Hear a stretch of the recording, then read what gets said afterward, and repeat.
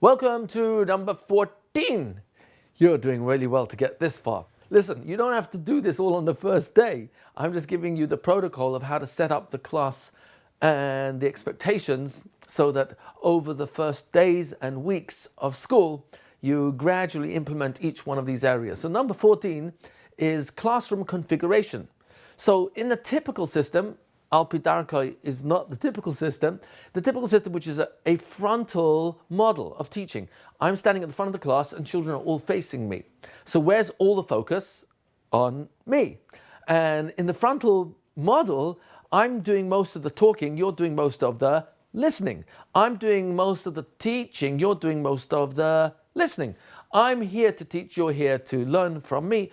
I'm here to talk, you're here to listen. I'm here because I've got the answers, you don't yet have the answers. I've got the information, you don't. So for the most part, it's really a one-way street. In the Darko model, which is a child-centered model, what we want to do is avoid desks in rows where the vast majority of the children, not all, but the majority of the children can't see each other because their backs are to each other. And when you have all the children facing the teacher and the teacher's facing all the children with no one in between, how do you do that? Well, in the Sanhedrin, for example, they had a Chatzi Igul. It was like a half moon curvature so that everyone could see each other. Over here, either you could put the desks in a semicircle, a half circle, or you could have them in a ches shape, depending on the size of your room, the size of your desks, facing the Rebbe, but the Rebbe is facing the faces of all the children, and all the children are facing each other. That means they can all see each other at the same time. Body language is a massive communication. Massive. It's way more than what you're going to say, and it's more than your tone of voice. Body language says a lot. So if you've got a kid going, or is hiding behind 3 or 4 or 5 rows of kids, and he's playing with whatever he's doing on the desk, and you can't see because he's camouflaged or obstructed by 5 rows of children, and you might not get to see much of his face the whole year. But what happens if you've got all the children facing each other and you simultaneously, so that in a panoramic view you get to see everyone all the time? And they all get to see each other and you all the time. Now they're reading off each other's faces, which means that if they're engaged, they're much more likely to be all engaged. It's going to be much easier for you to discipline the children that way because you can see everyone at the same time.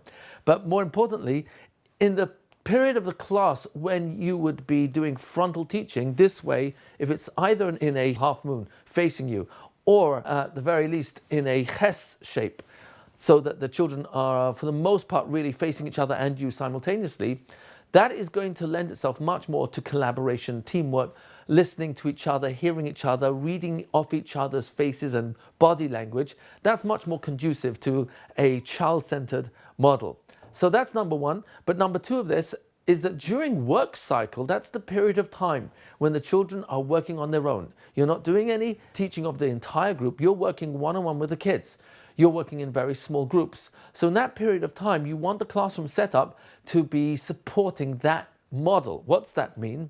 So you've got 2 or 3 desks grouped together as a workstation, shall we call it, for Lashon Torah, for all the language acquisition materials. You've got another 2 or 3 desks that have been combined as another workstation that might be just gematria, another one for prefixes, another one for suffixes, another one for history timeline materials, and another configuration of desks might be for Tariag mitzvahs and their supporting materials. You might have another one that's a desk where kids are doing trop together, or actually doing the girsa or chazara, or they're learning new psukim together with one of the Chumash templates that we're going to learn on one of the DVDs. So you can have in the work cycle period children working at different stations or on mats on the floor where they are using materials, or they're working in very small groups or on their own, and now you, the teacher, has been freed up to really do Darko, which is learning one-on-one with each kid, spending time with each child, or in groups that more naturally belong together because of their academic level and maturity level, etc. you are now doing the real Al Pi Darko, which is working one-on-one. That's Darkoi, his, not plural, not Darkam, not their way, Darkoi, his specific way.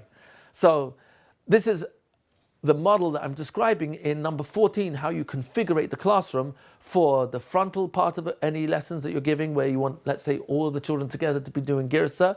Or you can have in the best medrash period of time, instead of ever having the igul or half circle or the ches shape, you always have the entire class configured so that you've got workstations and children are doing girsa in one part of the classroom while you're working with another group in another. Some of the Al Pi Darko schools have earphones, so much of the trop for all of Bracious, Shmois, etc., that they, as groups, will listen to and teach themselves the trop based on the recordings and do chazara about a parak a day. And then we come together as a group, we'll reconfigure the desks, and once a day, once every 2 days, we'll do a whole parak or 2 or 3 at a time, or a whole parsha at a time.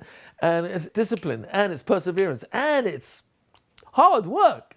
You finish a whole Parshas Bracious in 20 minutes, 25 minutes, Noach, another 15, 20 minutes. And you keep going through the Parshas this way, and you do 1 or 2 or 3 a week like that. So that the children, they do come together as a class, and they'll sing together the trop for 15, 20 minutes straight. So these are, in number 4, different ways to configure the classroom based on frontal teaching, that you're giving a class for everyone, but everyone's facing you and you're facing everyone. Or in the situation where you're going to have it as a work cycle period and the desks are configured for workstations, as we call them. Or you can have it as a best medrash setup. So you've got what looks like workstations, which are during the rest of the time, but when it's best medrash time, all the kids are learning at their pace at different tables, and you're going around making sure that they're on task and answering questions, dealing with a kid that wants to go further ahead because he needs more stimulation, or dealing with a kid on the lower end of the spectrum. I don't like using that terminology, but a kid that's more struggling with girsa, or struggling with vocabulary, or the prefix suffixes, or he's struggling just with English or Hebrew reading accuracy and fluency. So you'll work more with him one-on-one, because now you're freed up because everyone's busy doing their learning. Okay, we're ready for number 15.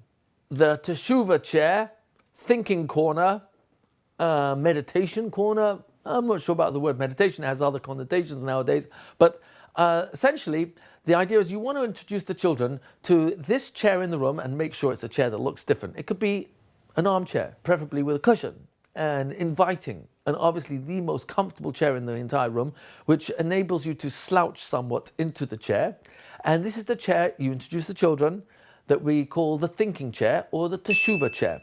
What does thinking chair mean? Sometimes a kid will need time out. So we're not going to send the kid as a punishment to the corner, just simply, do you need time to think on your own? And let them go sit on the thinking chair, where they can close their eyes and think about either the behavior they just did that was not appropriate, or why they're being invited to go to the thinking chair.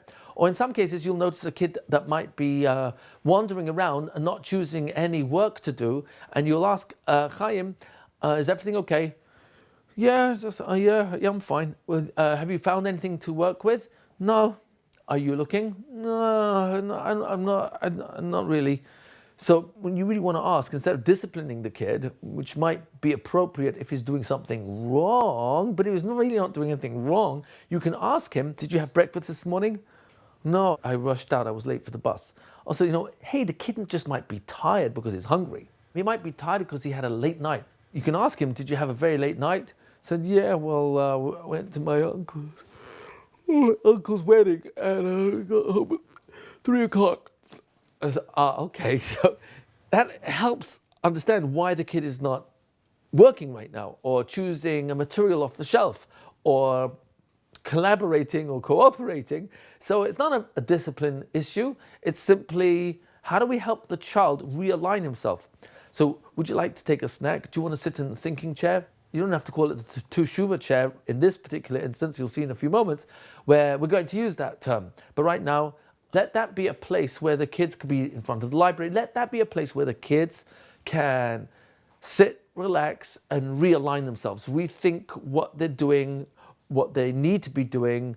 Am I ready to throw myself back into learning right now? Maybe he needs to actually just close his eyes and maybe even go to the office, lie down if you've got that option. But let this be a place where the children get time to realign, identify what's holding me back from working in work cycle, what's holding me back from paying attention in the class if there's more frontal teaching taking place. So that's the thinking part of the chair. And the teshuva part is very simple. We're going to cover this in building block number 9 in much more detail, but suffice to say the following. When, not if, when there's conflict between the children, and one kid comes and complains, accusing Chaim of tearing up his work, and Moshe says, that's because you lied to me, or you pushed me over in recess, and they're into a sichsuch. There's a conflict between them.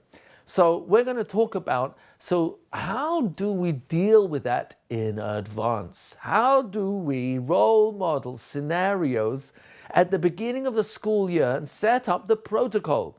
Set up, these are the steps we go through when there's a difference of opinion, when there's an argument, when one kid gets hurt by another, either physically or emotionally or verbally.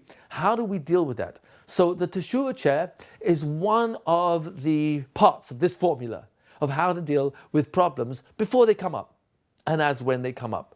So we're going to role model a child complaining to Rebbe or Mora about another kid in the class, and we're going to use the Teshuvah chair as the place where one of the children will go at a time to think about what they said or did and to come back and admit, that's what the word vidui really means, admission, admit the mistake they made and make the appropriate remark, whether it's a sorry, an apology, or an explanation. So, are you ready? Let's figure out how we're going to use this chair to help the children realize, oh, Rebbe, you figured out in advance how you're going to help us be in control of ourselves, as opposed to you have figured out in advance how you're going to control us. Now, there is such a model called classroom management, but right now I'm avoiding that term because it's kind of politically correct to call control management. Control, classroom, children, control of children. Classroom management is much nicer than saying I'm controlling the kids. Over here, the predicate, the starting point, the assumption is children can be trusted to control themselves. And that doesn't mean they will be trusted to not be out of control. It means that they will be trusted that when, not if, when they are out of control, they can self-correct. But they need help in self-correcting. It can't just be trusted blindly that they will correct themselves without any guidance. How do you give the kids guidance? So one of the components of helping a child be in control of himself is have a place where the association, this chair, the association of this chair to me is, this is where I think about what I just said. This is where I think about what just happened. This is where I get a guided question, I sit about this question, and that is, did I respond to Chaim in the right way when he tore up my homework, when he walked over my mat and completely ruined all the work I was doing? I had all my math materials put in the right place. I had put the sequence of cards correctly. And he went and walked on it, and one of the cards got bent, and it always got went. I spent so long on that jigsaw, and now he got and walked, and we ruined it. Now, so what did I do in return? I punched him in the face, or I tore up his work, or I screamed and got into a fight. And now we're being separated, and we get turns to go sit on the Teshuvah chair to think about what I said or did. And we're going to play out role modeling at the beginning of the year. We're going to role model different scenarios instead of waiting for them to happen. We're going to actually make them, or pretend, we'll reenact a kid complaining about, you called my mama fat, and that's why I punched you in the face, or that's why I kicked you, or that's why I tore up your work. And then the other kid will say, well, it's true, your mother is fat. And then that becomes a whole conflict. Now, if it's brought to the Rebbe or the Rebbe witnesses it, now we can talk about how do we go through the protocol of dealing with a problem. One kid insults another, or insults a member of his family, or says, your dad is always late for carpool. I get to school because of your dad, always. Whatever it is the insult, or it almost doesn't matter what the scenario is, because it's going to be the same principles every time. A, complaining about B, B complaining about A. whether it's because A says you kicked me, B says, yeah, but that's because you called me a name. A says, yeah, well, I called you a name because you tore up my work and I worked very hard on that. And then B says, well, that's because, and then he goes into his spiraling memory of the historical events that go back to, I don't know, about 4 Gilgulim of regression therapy till we can find out who really started all this. Don't go there. Don't go there. Don't go more than one generation. What's one generation? One generation of crime. You called me a name. That's because you tore up my work. Don't go further than that. Just ask. And this is the mitzvah of Toichacha, which we're going to do in much more detail in building block number 9. But I'm just setting you up in the protocol of starting the class in the school year of how we're going to deal with siksuk, with conflicts, with problems that will come up in the classroom. And the chair, which we're introducing here, in number 15, of how to start the year off, we're explaining the use of this chair. So when the child complains, A complains to B, B complains to A, both have got their justification, both claim that they're both right, both claim the other one's wrong. What you want to do is get them to admit where they were each wrong in how they handled what was done to them. Is what you did by calling him a name the right way to respond when he kicked you? No, but he'd always kicking me. So what's a better way of dealing with it than calling him a name? Because when you called him a name, he got even more angry, and that's why he tore up your work. So ask them if what they did in response was correct or not. And in doing so, they know the answer. They're not stupid. They're not unintelligent. They're not slow. They know the answer. Of course I didn't do the right thing to call him a name. Of course I didn't do the right thing to tear up the work. You want to get the kid to ask themselves, did you do the right thing to kick him back? Did you do the right thing to call him a name? Did you do the right thing to scream across the room and embarrass him in front of everybody? No, but, and he's going to tell you the next generation. You can hear him out. Don't become the policeman. Don't do that.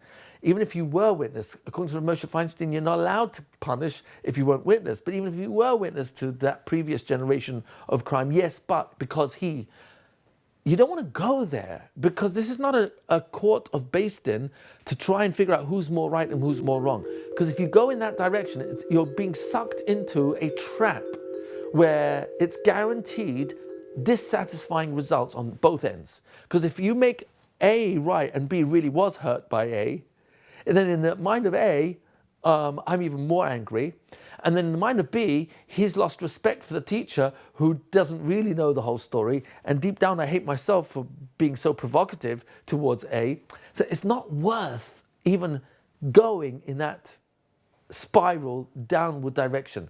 Stay with the first generation of crime and ask them, did you do the right thing to shout back or scream or hurt or kick or tear? Whatever it is, the crime doesn't make a difference. You just got to focus the kid with a question. Did you do the right, was that the right thing to do?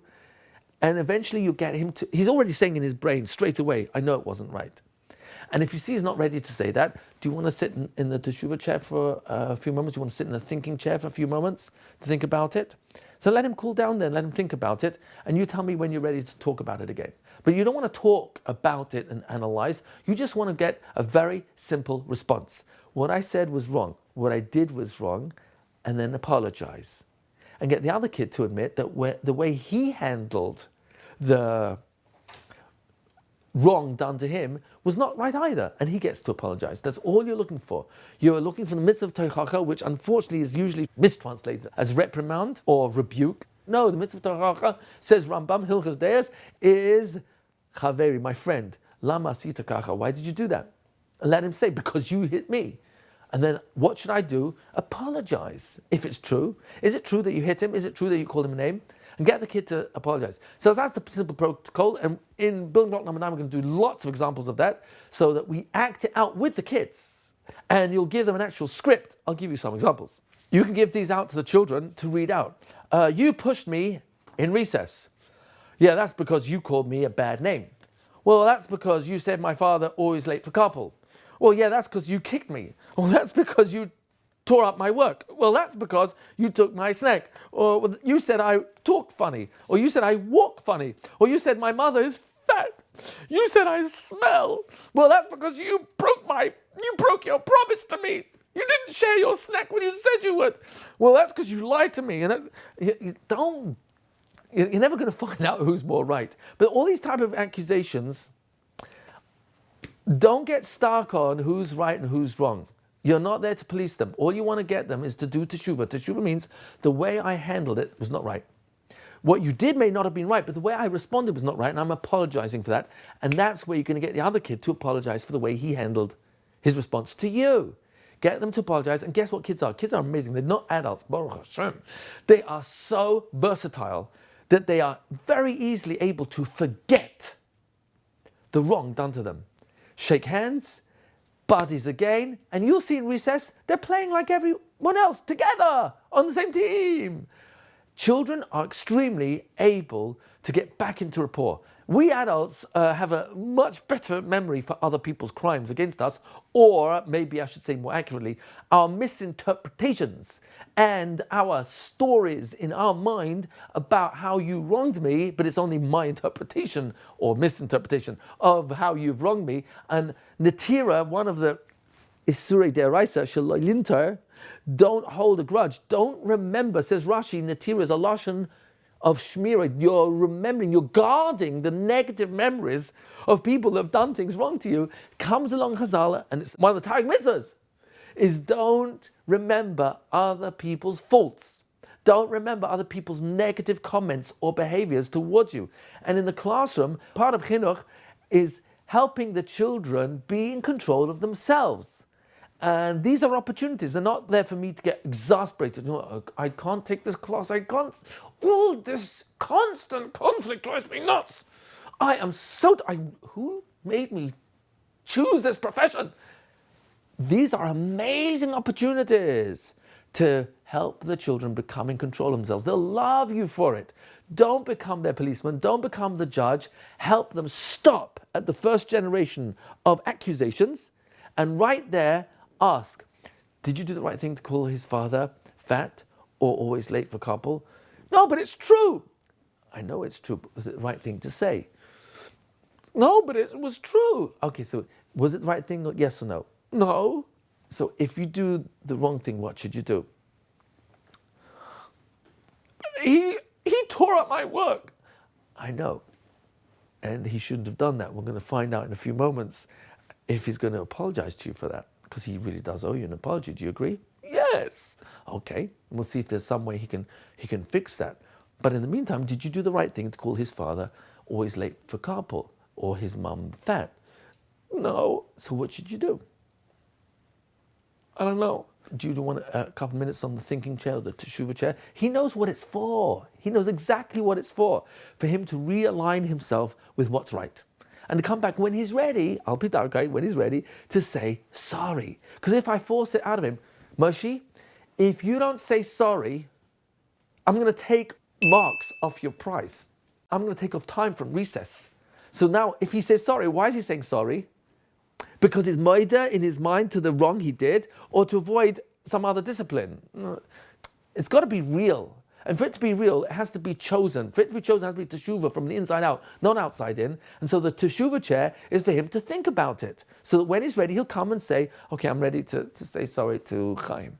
But he also knows that Chaim has to say sorry for the way he handled Moshe in response to the insult or in response to tearing the homework. It makes no difference what the crime was. It's not the severity or the crime itself that matters over here. What matters is, how did we deal with it? Because HaKadosh Baruch Hu, no matter how bad I behave, he's more interested in the crime itself, or how do I handle it afterwards? And the answer always is, what did I do afterwards? How did I do teshuvah? How did I come back? How do I admit my mistake? How do I correct myself? How do I avoid doing that again? It's all about mikanu lahaba from now on. It's not about the history and analyze. Let's put them in front of a whole panel. Let's send them to the principal because he'll for sure sort them out. And then it's all one big mess. And we're analyzing. There's no witnesses. Says Moshe Feinstein, I can't discipline a kid who I was not witness to. And if they're katanim, they're apostle le'edah, so you can't even trust what they say. The only thing you can stick to is the mitzvah of taracha in the Torah, of helping them control their mouths and their thoughts, their mindset, their attitudes, by apologizing, admitting their mistake, and shaking hands. If a hug is appropriate, let them hug, And guess what? They'll bounce back into reality, because reality is life's good. But when I actually let them go into 2 generations, 3 generations of crimes committed against each other, I'm part of the problem. I'm entering the trap and I'm pulling them into it with me, and we're all getting hurt. Because no matter how much right or wrong I make any one of these 2, it's always going to come out with both parties dissatisfied on some level.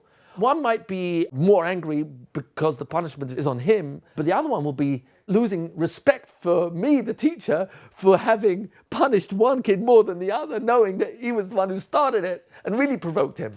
So don't go into who's right and who's wrong, who's more right, who's more wrong. Stay with the way they handled it.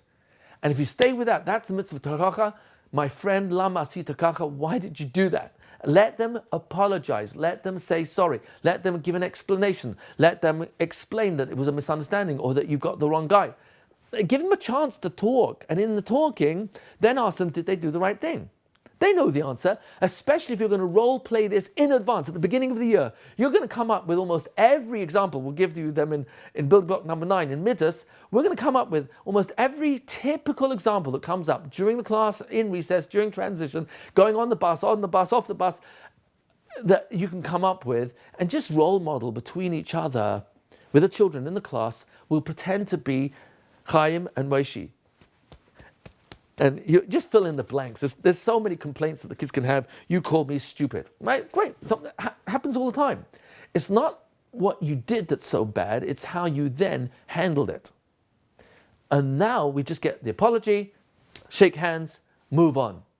So that's in building block number 9, Mythos. But we're referencing it over here because the Tashiro Chair is a tool. It's a way to help children realign themselves. Sit there for as long as you feel you need to, and come back and tell me when you're ready to talk about it again. So what I want to really bring out over here is that the Tashiro Chair, the thinking corner, is really both.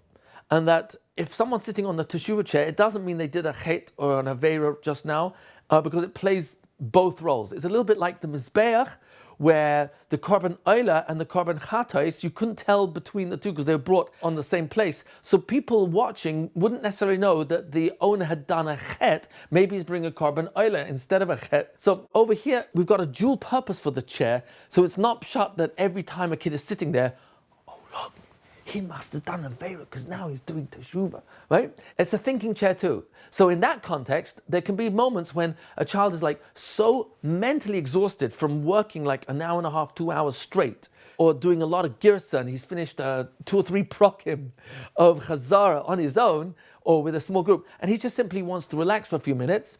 So he'll go to the thinking corner, relaxing chair, any name you want. I'm just offering you 2 options here. The thinking corner, which is where the chair is, and call it the Tashiro Chair. But it can also be for a kid who's almost at the point of burnout and just want to relax his mind, or sit there in the library and read a book. You might have a small couch there in an Darko classroom. That would be very typical. But the Tashiro Chair has these functions. Ready for number 16. Actually, 15 and 16 are twins. 15 is the Tashiro Chair, thinking corner, and 16 is the mitzvah of tochacha. How do we deal with conflict? How do you respond to conflict in the classroom when there are differences?